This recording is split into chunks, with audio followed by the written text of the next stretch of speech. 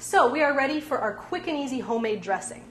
We're going to start with some lemon zest. And I have a microplane here.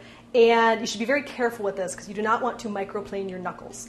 And so we're just going to take off about half a teaspoon worth of zest. I just give it a couple of strokes on each little spot because you don't want to get down too close to that white part because that part is bitter. It's the rind that has all the good flavor. Okay? That's about a half a teaspoon right there. And we can use the same lemon. Cut it in half. Actually, I'm going to massage it a little bit first because if you give it a little bit of massage, the juice will come out a little bit easier. Because these are a little bit tough, these lemons. Okay? I'm going to cut it in half and squeeze out about a half a teaspoon of the juice. Trying not to squirt your eye or get any seeds in there, which I just did. There we go.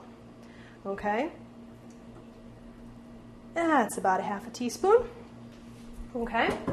Then we have some of the Dijon mustard.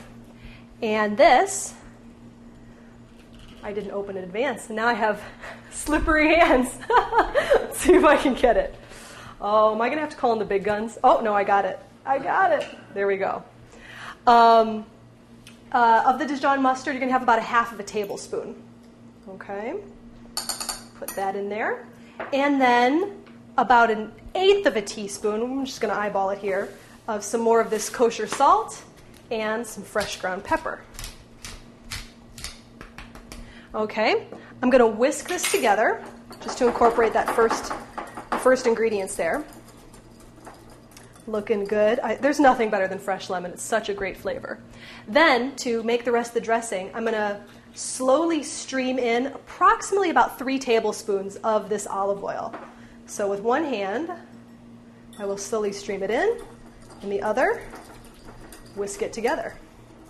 This way it gets all incorporated for your dressing. And you just gotta watch it until it hits the right consistency. This is probably still a little thick. Add some more. You can't go wrong with olive oil. I mean, it's one of the healthiest oils for you and such a great way to dress a salad. I mean, once you get used to this recipe, there's no way you're going to want to have bottled salad dressing again. A little bit more.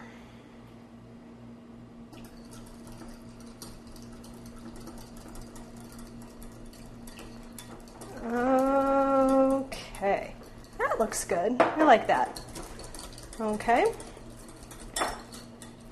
And you've made your own homemade salad dressing. And we'll wait and put it on when you're about to eat because you don't want it to start wilting the lettuce or anything. And that's it. Homemade salad dressing.